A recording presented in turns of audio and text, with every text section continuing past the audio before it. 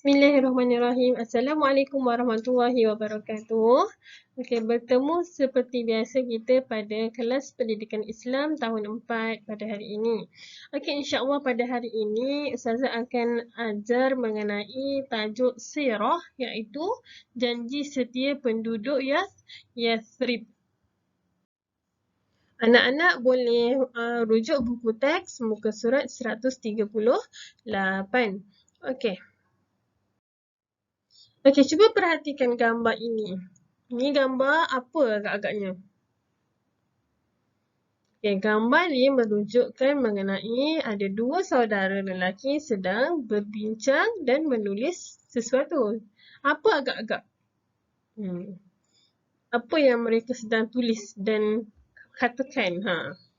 Okay, macam pada zaman dulu, kalau untuk kita nak berjanji ataupun kita nak buat syarat-syarat terma, kita bertulis ya sekarang je. Kerana tu kita bercetak, type ataupun kita WhatsApp. Zaman dulu tak ada, kena manual guna dakwat ink. Lepas tu apa ni?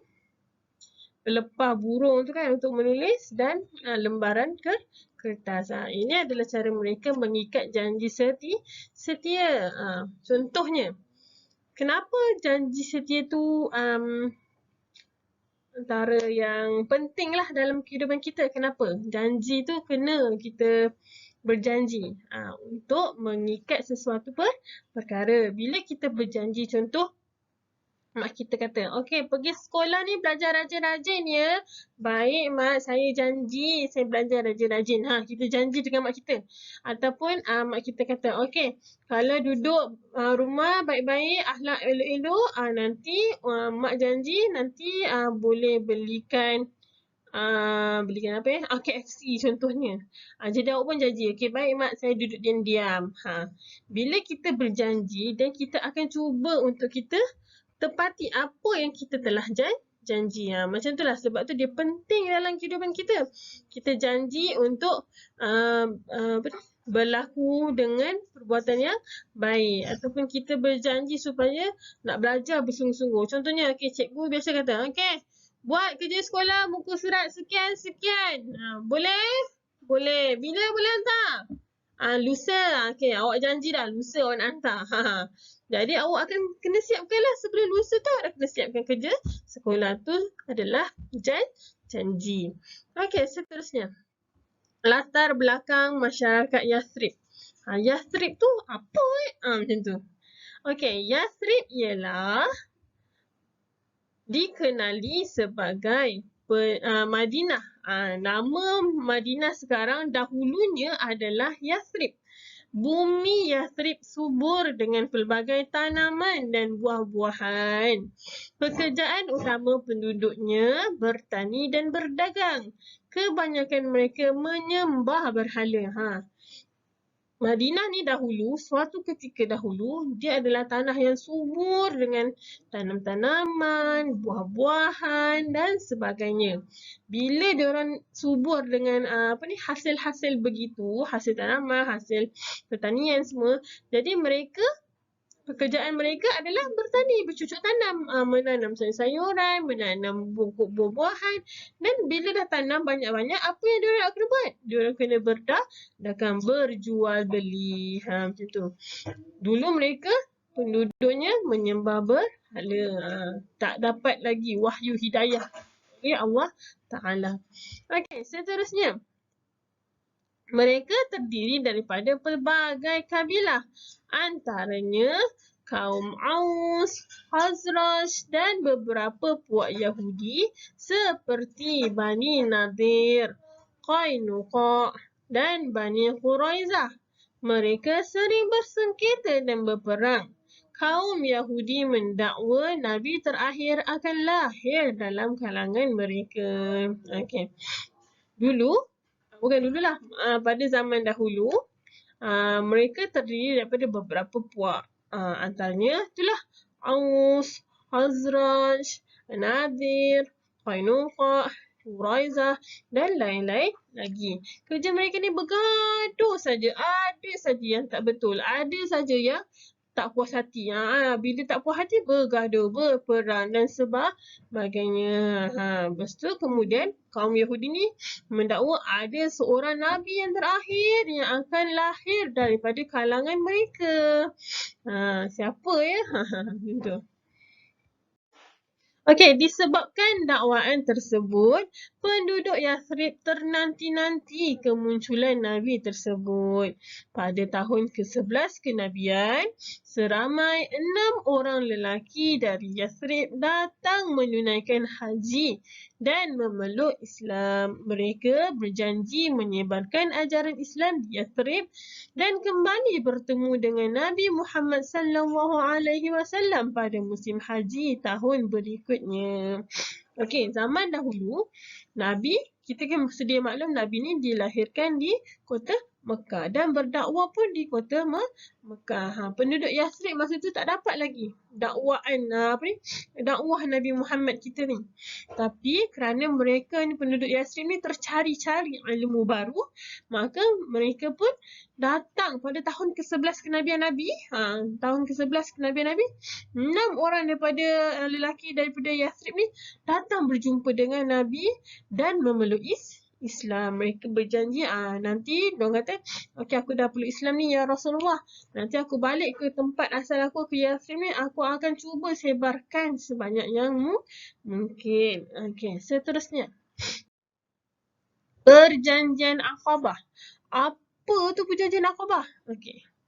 Pada tahun ke-12 kenabian, 5 daripada 6 orang Yathrib yang telah bertemu dengan Rasulullah sallallahu alaihi wasallam pada tahun lalu kembali datang menemui Nabi Muhammad sallallahu alaihi wasallam bersama-sama 7 orang yang baru memeluk Islam. Nabi Muhammad sangat gembira dengan kedatangan mereka. Yang ni adalah macam mana boleh terjadinya perjanjian Aqabah. Maksudnya, hari itu tahun lepas, pada tahun ke-11 kenabian, datang 6 orang kan, pergi berjumpa dan memeluk Islam. Tapi pada tahun ke-12, 5 orang pula yang datang. 5 orang tu datang, bukan datang saja. Dia bawa lagi 7 orang, berapa yang baru?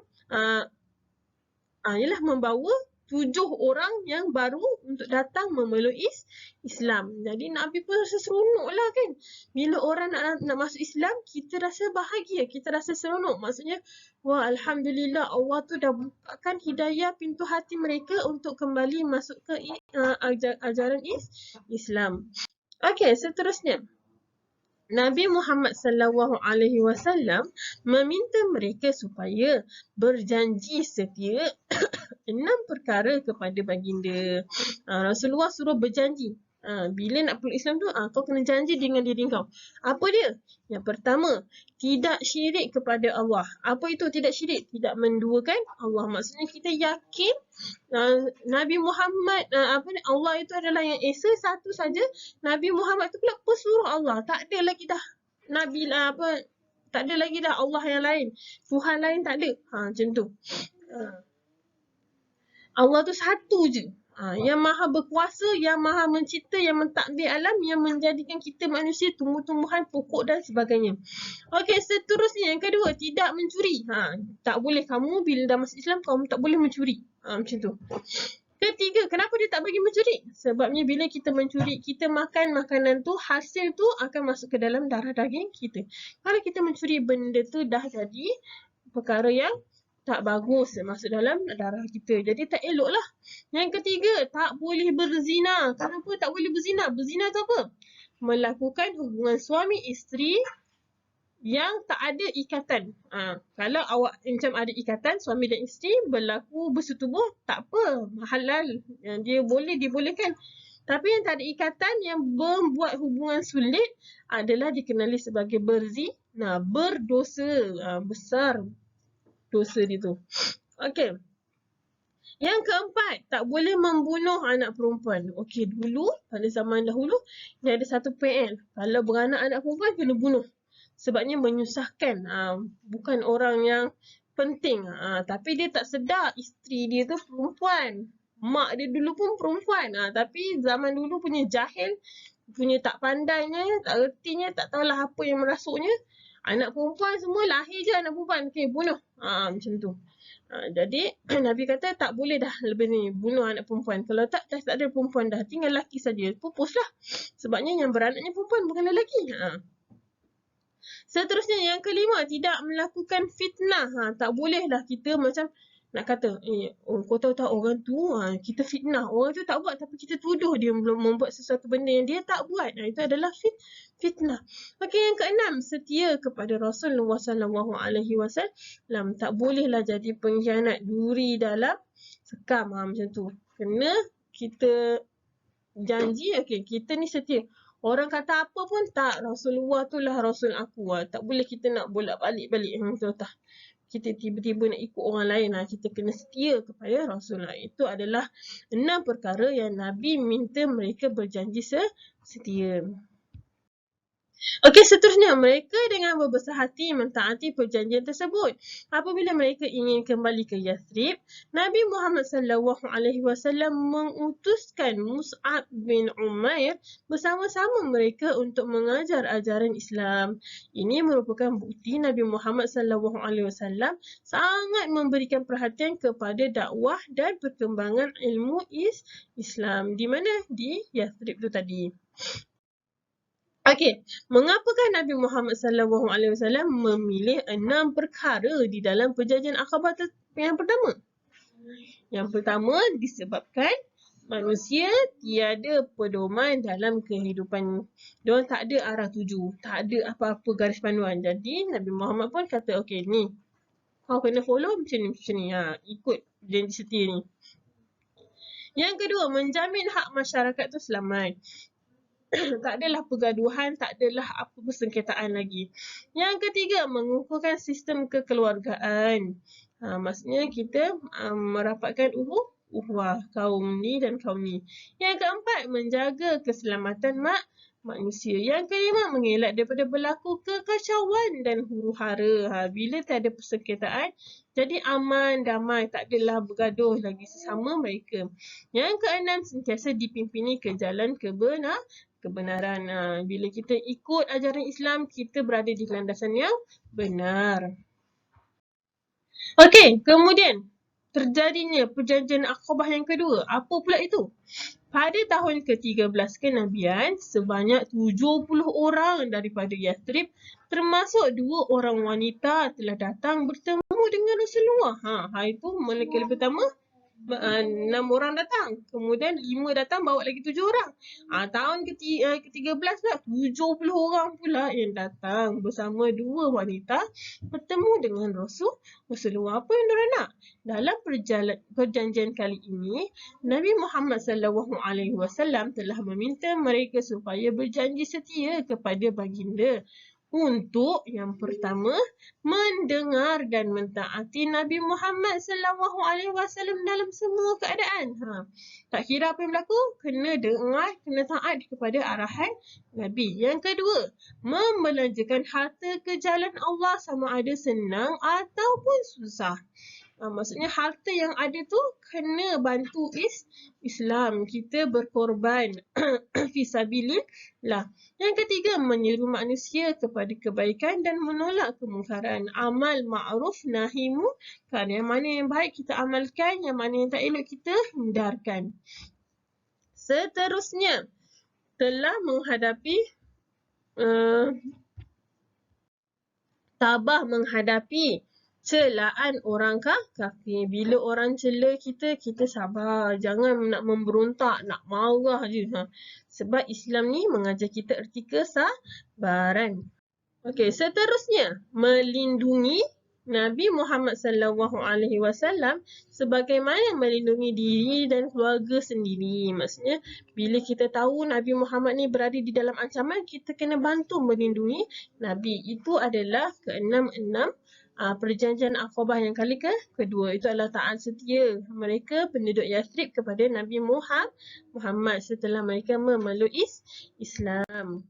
Okey, perjanjian Aqabah merupakan salah satu sebab kepada berlakunya hijrah Nabi Muhammad SAW dan umat Islam umat Islam yang penduduk Madinah, penduduk Mekah ke bumi Madinah Al-Munawwarah. Okey, bila Nabi kata okey, maksudnya penduduk Madinah ni lebih mudah, lebih cepat boleh memeluk Islam, lebih terbuka fikirannya nak memeluk Islam. Jadi kenapa tidak kita yang dari Mekah ni pergi berhijrah ke sana supaya dapat mengembangkan dengan lebih cepat lagi ajaran Islam. Sebabnya penduduk Mekah sangat degil, sangat taksub dengan penyembahan berhala.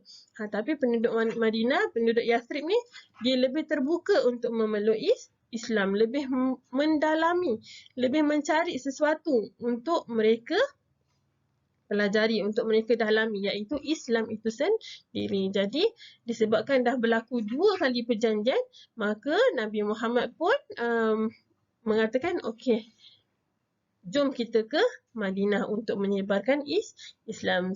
Maka disebabkan itu nama Yathrib tu pun bertukar kepada nama Madinah. Okey, rasanya setakat itu saja kelas kita pada hari ini. Wallahu a'lam. Assalamualaikum warahmatullahi wabarakatuh.